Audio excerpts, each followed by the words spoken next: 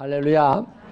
한 주간 동안 하나님의 은혜 가운데 거하시다가 이 주일날 하나님을 섬기기 위해 예배자로 나오신 여러분 모두를 진심으로 환영하고 하나님의 축복이 있기를 소원합니다. 원근 각지에서 바쁜 일정들도 다 자취하고 하나님을 섬기려고 나오신 여러분들을 담임 목사로서 여러분에게 감사를 전합니다. 우리 좌우에 계신 분들과 서로 감사하며 축복하며 격려하고 인사를 나누겠습니다. 함께 하셔서 감사합니다. 하나님의 축복이 넘치십시오. 인사하시겠습니다. 뜨겁게 인사 나눠주시기 바랍니다.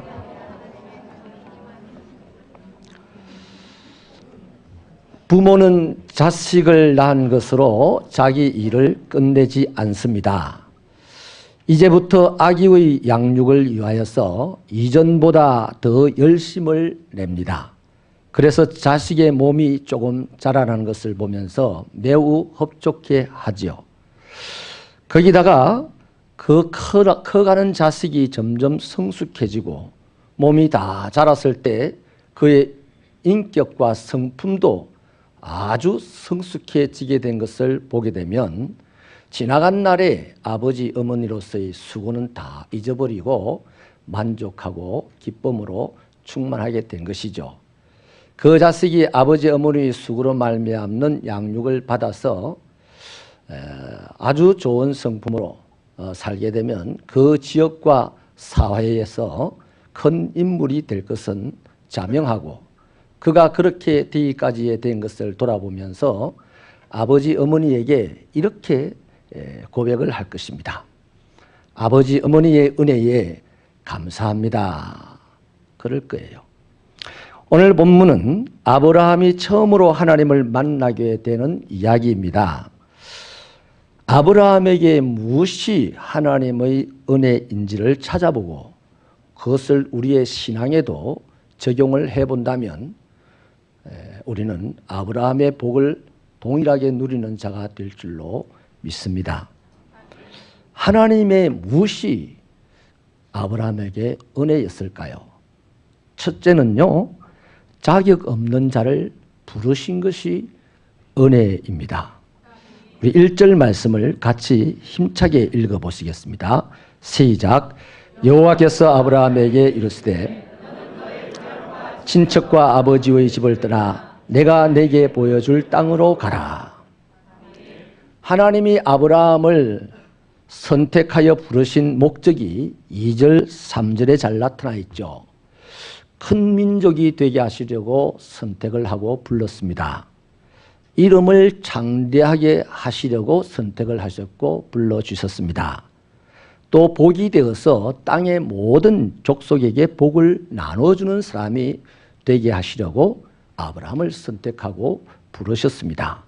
한마디로 아브라함이 하나님께 복을 받아서 그 생존 세계의 땅에서 영향력 있는 인물이 되고 영원토록 모든 사람들에게 영향 끼치는 사람이 되어라는 것이죠. 그런데요, 사실은 아브라함이요, 이런 복된 자로서 하나님의 선택을 받거나 부르심을 받을 만한 자격이 있느냐 하면 그렇지 않는 것 같습니다. 아브라함은 우상 장사를 하면서 자랐고 하나님의 부르심을 받는 그 순간에도 우상을 팔고 있었어요. 또 하나님에게 그다지 큰 관심을 가지고 있던 사람도 아니었습니다. 특별히 당시에는 이미 살렘 왕 멜기세덱이라는 분이 하나님의 제사장으로서 살아가고 있었습니다. 멜기세덱이야말로 하나님을 알고 섬기는 데 있어서 아브라함이 잽이 되지 못하는 그런 대단한 분이죠.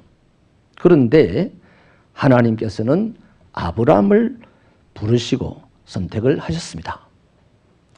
이 점에서 우리는 하나님의 선택이 사람과는 매우 다르다는 것을 알 수가 있죠. 알다시피 사람들은요, 1등만 선택을 하고 글을 쓰려고 합니다. 저도 여러분도 여러분들의 자녀들의 배우자를 선택을 하려고 할 때, 또 기업가가 그 기업의 일꾼을 선택을 하려고 할 때에 1등을 선택을 하려고 하지 등수밖에 사람을 선택하려고 안 하는 거죠. 기업의 규모가 작고 또 우리 가정에 폼새가 적으면 그럼에도 불구하고 적어도 등수 안에 든 자를 선택을 하려고 할 것입니다. 그런데 우리 하나님은 결코 등수 안에 있는 자가 아니라 등수 밖에 있는 사람을 선택을 하셔서 당신의 그 큰 일을 하게 하시더라는 것이죠. 이러한 예는 성경에 수두룩합니다. 출애굽한 이스라엘 백성들이 가나안에 처음 정착했을 때 주변의 많은 나라들이 시도 때도 없이 침략을 해와서 괴롭혔습니다. 그때마다 하나님이 이스라엘의 구원자로 사람들을 선택하여서 세웠는데 그들을 우리는 사사라고 합니다. 그런데 이 사사들의 면면을 보면요, 의외로 핸디캡이 많은 사람들이었습니다. 에웃이라는 사사를 보십시오. 성경은 그를요 딱 한마디로 얘기해 줍니다. 왼손잡이였다 그럽니다. 근데 당시의 법으로는요, 왼손잡이는 절대 하나님의 일을 못하는, 왼손은 하나님의 일을 하는 손이 아닙니다. 저주받은 손이라 그랬거든요. 그런데 에웃은 하나님의 일꾼으로 부름을 받았어요. 하나님의 일을 힘이 있는 이 왼손으로 할 수가 없어요. 다른 한쪽 손, 오른손은 힘이 없습니다. 그러니까 에웃은 어떤 사람이냐? 오늘로 치자면 양팔을 쓸 수 없는 그런 장애인과도 같은 사람이라는 얘기예요. 그런 사람을 하나님은 이스라엘의 구원자로 선택을 하셨어요.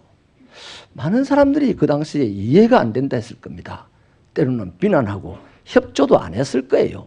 그런데 하나님이 선택을 하시고 하나님은 누가 도와주든 도와주지 않든 그 사람이 이스라엘의 구원자로서의 일을 감당하도록 때를 따라 도우시고 다듬으시고 아름답게 하시고 구원자가 되게 해주시더라는 거죠. 할렐루야. 입다라는 사사가 있지 않습니까? 기생의 아들이었습니다. 당시에는 기생이나 기생의 출생은요 사람 취급을 하지 않았던 시대입니다. 그런데 이 입다가 이스라엘을 구원하는 사사로 선택을 받았습니다. 기드온이라는 사람이 있습니다. 얼마나 겁이 많았던지 미디안 사람들에게 맞아 죽을까 싶어서 추수한 곡식단을 지고서 산으로 올라갔어요. 거기서 도리깨로 타작을 하면 소리가 나서 들킬 거다 싶어서 포도즙 틀을 또 들고 올라갑니다. 그래가지고 그 포도즙 틀에다가 곡식을 넣어서 발로 밟아서 소리 나지 않게 추수를 했다고 성경은 기록하고 있습니다. 무슨 말입니까?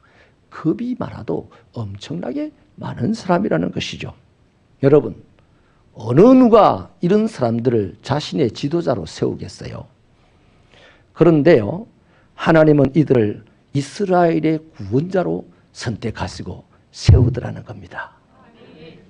야곱 보십시오. 욕심이 참 많은 사람이었습니다. 욕심 때문에 아버지 형 속이는 것을 대수롭지 않게 여겼습니다. 인격적으로 결함이 많은 사람이죠. 그런데 하나님은요, 그를 이스라엘의 시조로 선택하시고 세우셨어요. 한 점잖고 유력한 젊은이가요, 예수님을 찾아왔습니다. 그분은 영생의 문제로 말미암아 심각하게 고민을 했고 그것을 주님에게 여쭤보려고 찾아온 사람입니다. 돈이 많습니다. 똑똑한 사람입니다. 영생에도 관심이 있는 영적인 사람입니다. 그런데 예수님은 그런 사람을 제자로 선택하지 않으셨던 것이죠. 오히려 베드로를 선택하여서 수제자로 삼았습니다. 참고로 베드로는 어떤 사람입니까? 영생 관심 없었어요. 예수님 관심 없었어요. 그는 오로지 주님이 그를 관심 갖고 찾아갔었을 때도 그물만 쳐다보고 깊고 있었습니다. 베드로의 관심이 뭐겠습니까? 오늘 밤에 다시 고기 잡아야지. 그것이 전부였지 않겠습니까? 여러분, 이렇게 일련의 인물들을 볼 때요, 우리 같았으면 얼마든지 아브람보다는 멜기세덱을 선택하여 지도자로 삼았을 것입니다. 인격이 좋은 부자 청년을 베드로보다는 선택하여서 일을 맡겼을 것입니다. 그러나 주님은 달랐죠. 하나님은 달랐습니다. 비교하여서 하위에 있는 사람을 선택하시고 지도자로 세우셨어요. 그러니까 그 사실을 인정하지 못하겠다고 많은 사람이 아우성이겠죠. 마귀는 참소하겠죠. 그러나 하나님은 항상 그를 함께 하시며 도우시고 그를 다듬으시고 그들을 인물되게 하셔서 아브라함을 아브라함 되게까지 하시고 사울을 바울 되게까지 하셔서 하나님의 영광을 나타내게 하시는 분입니다. 여러분, 우리도 마찬가지 아니겠어요? 우리 중에 예수 믿고요, 하나님의 말씀대로 살아내기에 충분한 자격을 가진 사람이 있고요, 능력을 가진 사람이 있습니까? 없을 것 같은데요. 여러분은 그 정도 충분한 자격이 있고 능력이 있을지는 모르겠지만 저를 보면 자격이 하나도 없어요. 능력도 하나도 없어요. 신앙도 하나도 없어요. 뭘 하기에? 하나님이 주시는 그 일을 하나님에게 선택을 받을 만한 신앙도 없고 하나님에게 선택을 받고 일을 맡을 만한 능력도 없어요. 인격도 없어요. 또 이제부터 우리 목사님은 돌아다니면서 인격도 없는 사람이다, 신앙도 없는 사람이다 하고 소문내고 다니지 마십시오. 이런 모자라는 사람, 자격이 없는 사람을 하나님은 목사로 세우셨어요. 하나님은 주의 일을 맡기셨어요. 이게 뭡니까? 여기 답이 어디 있습니까? 무엇 때문입니까? 딱 하나입니다. 하나님의 은혜 때문입니다. 하나님의 은혜 때문이에요. 하나님의 은혜 때문이에요. 하나님 말세! 이것밖에 없어요. 아무리 비교를 해봐도 저 사람보다는 내가 못났어요. 내가 부족합니다. 내가 몸이 약합니다. 내가 가난합니다. 그런데도 왜 하나님은 저런 사람을 선택하여 쓰지 않으시고 이런 사람을 선택하여 썼을까? 하나님 은혜밖에 할 말이 없어요. 아멘이십니까? 우리는 그런 은혜를 받고 살아가는 사람이니 하나님 감사하고 하나님 만시하면서 살아야 되죠. 저는 가끔 길을 가다가도요, 그냥 갑자기 하나님 만시입니다 이럴 때가 있어요. 그럼 옆에 가던 사람이 놀래갖고 탁 걸겨봅니다. 그리고 제가 싱긋 웃으면서 가면 꼭 눈치가 저 사람 이렇게 저를 이해를 하고 가시는 것 같아요. 여러분, 그럼에도 불구하고 그 사람은 나를 미친놈 아니야? 라고 하고 갈지 모르지만 나는 하나님 만세 한번 했어요.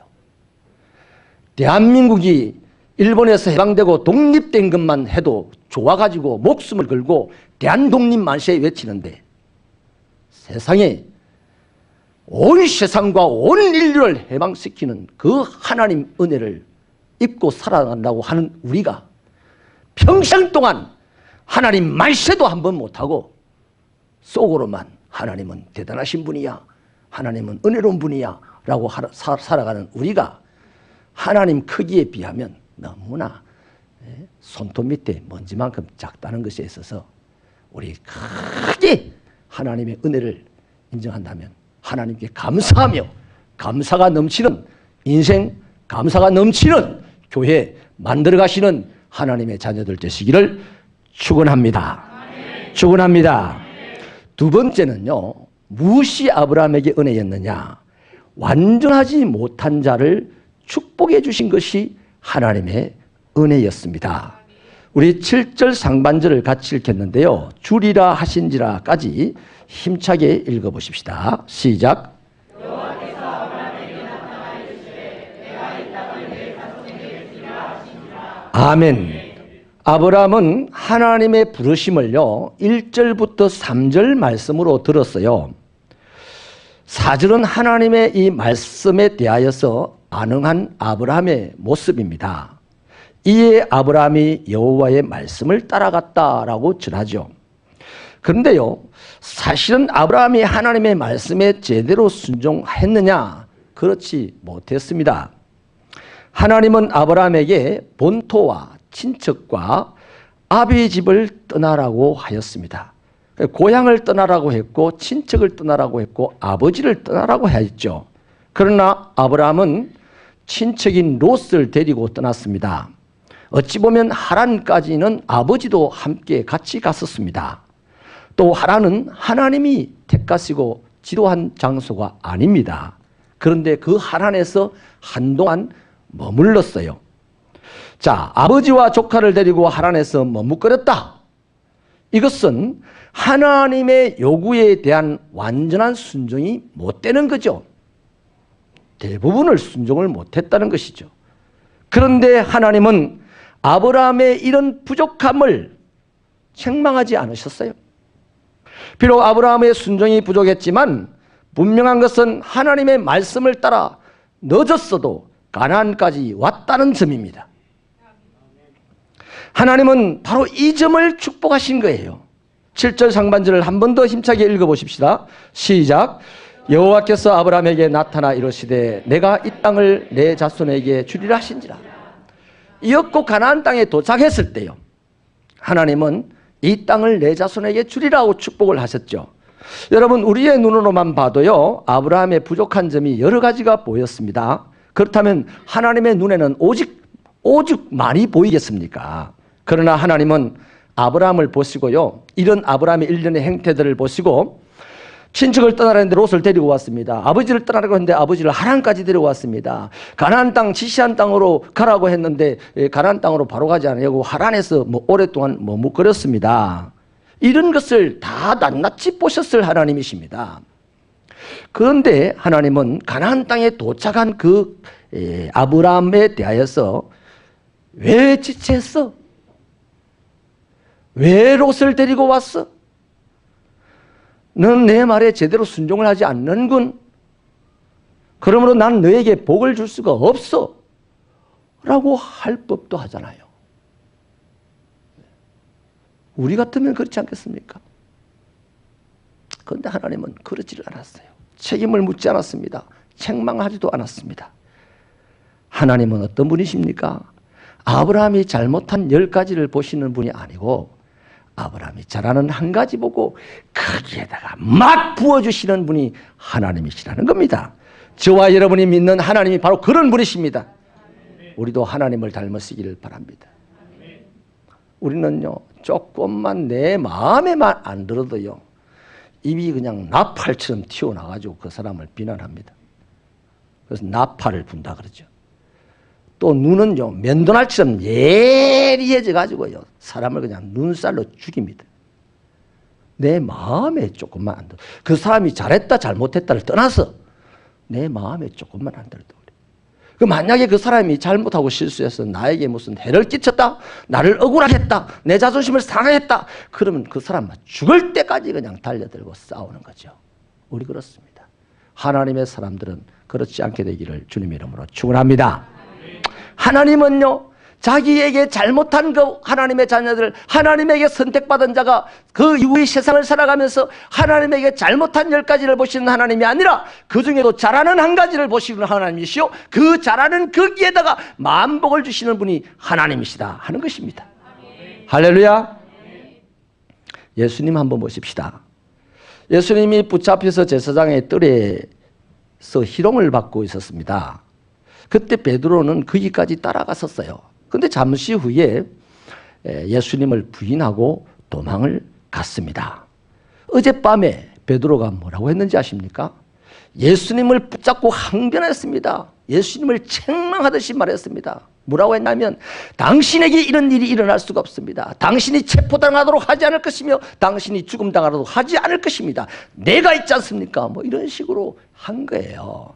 어젯밤에 그래 놓고 그 다음날 새벽에 예수님을 부인하고 도망을 쳤어요. 며칠 후입니다.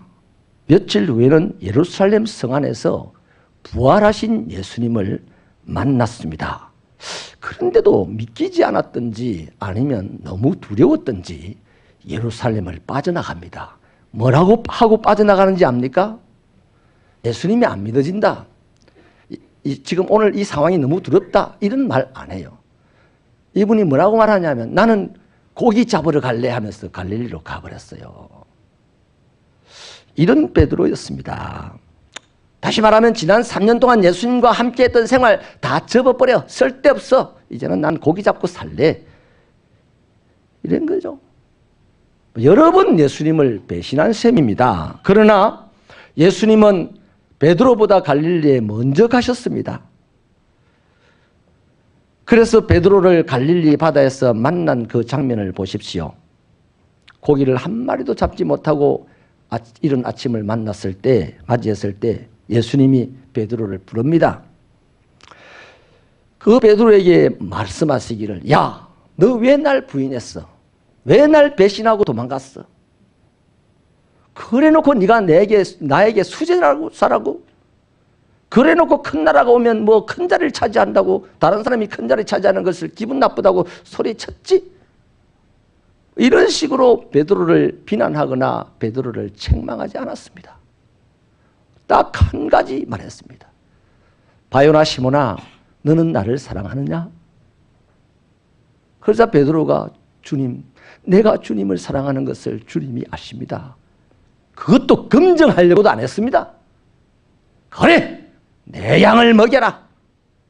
더 큰 일을 맡겨주셨습니다. 여러분, 이런 분이 우리 하나님이고 우리가 믿는 예수님이에요. 이게 큽니다. 통이 커요. 가슴이 커요. 마음이 넓어요. 하늘을 두루마리 삼고 바다를 먹물을 삼아도 하나님의 그 은혜와 사랑을 다 기록할 수 없다고 눈물을 펑펑 흘리면서 찬양을 하는 저와 여러분이, 이 마음이 예수를 믿는 연수가 길어지면 길어질수록 커져야 되지. 이 마음통이 자라야지. 근데 그런 찬양을 열심히 불러 제끼면서 마음은 갈수록 작아집니다. 요것들을 고쳐나갈 때 하나님의 놀라우신 은혜의 역사는 오늘 우리 부족한 삶의 형편과 처지 가운데서도 기적같이 일어날 줄로 믿습니다. 사랑하는 여러분, 시편 103편 14절에요. 하나님은 우리의 체질을 아시며 우리가 단지 먼지 뿐이라는 사실을 기억하고 계신다 했습니다. 그렇습니다. 하나님은 우리를 흙으로 지으셨지 않습니까? 흙으로 지어놓고 우리를 내팽겨 치지 않았습니다. 흙으로 지어놓고 우리 안에 생기를 불어넣으시고 우리가 그 생기를 덧입고 세상을 살아가면서 점점 하나님다워져 가도록, 점점 넘넘해지도록, 점점 아름다워지도록 다듬어 가시고 높은 데 세우시는 분이 우리 하나님이신 줄로 믿습니다. 그래서 하나님은 우리를 선택하신 이상 더 이상 떠나지 않습니다. 우리를 앞서갔으며 일을 행하시고 그 일을 이루신 그 일을 우리에게 주셔서 하나님을 따라가는 우리를 보는 만 사람이 하나님과 하나님의 사람을 인정하는 날이 오게 한다 이 말씀이에요. 당신의 이름을 위하여 우리를 끌어가신다는 것입니다. 사랑하는 여러분, 이 점을 확인한 바울은요, 고린도전서 15장 10절에서 이렇게 고백을 합니다. 그러나 내가 나된 것은 하나님의 은혜로 된 것입니다. 여기 참 깊이가 있는 말이에요. 바울은 예수 믿고요, 자기의 지식도 자기의 재물도 자기의 권세와 지위도 명예도 다 화장실에 분토처럼 던져버렸습니다. 그걸 다 놔버렸어요. 그러면요, 돌아다니면서요, 나는 예수 믿고 이거 던졌다, 이거 내버렸다, 이렇게 했다, 내가 이렇게 신앙이 좋다, 이런 자랑 안 했어요. 항상 하나님의 은혜입니다. 여러분, 내가 예수 믿고 병 고쳤다, 내가 예수 믿고 팔자 고쳤다, 내가 예수 믿고 큰 재물을 얻었다, 요거 자랑하면요, 그 간증 듣는 사람 다 기죽어요. 그 사람처럼 안 되면 안 된 사람은 다 기죽어요. 그러나 하나님의 은혜를 자랑하면 모든 듣는 사람들이 다 힘을 얻고 다 용기를 내게 되어 있습니다. 그래서 바울은요, 하나님의 은혜를 자랑합니다. 내가 옛날 사울일 때는 살인자요 주님의 해방자였지만은 지금 그 주님은 나를 사도로 세우시고 이 세상의 사람들을 살리는 사람으로 만들어 주셨습니다. 내가 이렇게 된 것은 하나님의 은혜입니다. 내가 예수 믿었더니 그렇게 되었다가 아니라 하나님의 은혜로 그렇게 되었다고 하나님을 자랑하는 거예요. 하나님의 선택을 받을 당시에요, 아브라함의 이름은 아브람입니다. 그냥 고귀한 아버지라는 뜻을 가지고 있죠. 이 세상의 아버지들은 다 고귀합니다. 자식을 생명으로 세상에 출생시키는 그 일을 했으니 고귀한 자죠. 생명을 만들었다는 차원에서 고귀한 자입니다. 그런데 나중에 아브라함이 하나님의 선택을 받고 난 뒤에 이런 모양 저런 모양으로 실수도 하고 넘어지기도 하고 또 하나님의 말씀에 순종하여 가기도 하고 하면서 세월이 지나갔습니다. 세월이 지난 후에 하나님은 아브라함을 아브라함이라고 이름을 고쳐줍니다. 그 아브라함의 뜻은 열국의 아버지라는 겁니다. 한 가정의 고귀한 아버지가 온 세상의 아버지가 되었다는 얘기죠. 하나님은 멜기세덱에 비하면 아무것도 아닌, 자격도 없고 하나님의 말씀에 순종하는 것도 부족했던 이 아브라함을 선택하시고 축복하셨어. 한번 선택한 그 자를 반드시 세상의 큰 인물로 세우셨다는 것이 오늘 말씀입니다. 이것이 하나님의 은혜 아니고 뭡니까? 네? 여러분, 말씀을 마치겠습니다. 저와 여러분은 스스로 생각하기를 나는 부족하다, 나는 가난하다, 나는 저 사람보다 못 배웠다, 나는 할 수 있는 것이 너무나 적다, 그렇게 생각하고 우리는 살아갑니다. 그렇습니다. 사실이 그래요. 그러나 그것보다 더 중요한 사실은 오늘 우리는 하나님에게 선택받았다는 것입니다. 내가 힘이 없고 가난하고 배우지 못하고 권세가 없는 것이 사실이기도 하지만 그것보다 더 분명한 것은 하나님에게 선택을 받았다는 겁니다. 또 하나님은 그렇게 못나 보이고 연약한 자를 더욱 사랑하셔서 선택하신다는 겁니다. 하나님은 그 선택한 자를 사람들이 비난하고 자기 자신도 자기를 비난하고 있을 때 하나님은 이렇게 만지시고 저렇게 다듬으셔서 점점 인물로 만들어 가시고 장차 위대한 일을 하는 사람으로 하나님이 세우셨어. 그로 말미암아 하나님의 이름이 세상에 드러나게 하실 것입니다. 그러니 사랑하는 여러분, 갈라디아서 3장 29절 말씀을 보시면 우리가 그리스도의 것이면 곧 아브라함의 자손이요 약속대로 유업을 이을지어다 라고 말합니다. 그래요. 우리가 예수를 믿습니까? 하나님에게 선택받았다는 얘기입니다. 하나님은 당신이 선택한 자가 어떠하든지 간에 반드시 잘되게 하실 것입니다. 반드시 아브라함이 누렸던 복을 누리게 하실 것이라는 말씀이 바로 이 말씀인 거죠. 그러므로 오늘 우리들의 삶의 형편과 처지 때문에 내 자신에게 실망하지 마시고 나를 선택하신 하나님을 바라보면서 하나님 감사합니다, 하나님 말씀입니다, 그렇게 찬양하십시다. 찬양하면서 나의 남은 여생을 하나님께서 끌어가시는 것에 기대하면서 오늘도 살아가 보시되 일어나서 힘차게 달려가 보십시다. 하나님은 우리를 반드시 이 땅에 멋있는 사람으로 만들 것입니다. 왜? 당신이 선택하셨기 때문입니다. 기도하시겠습니다.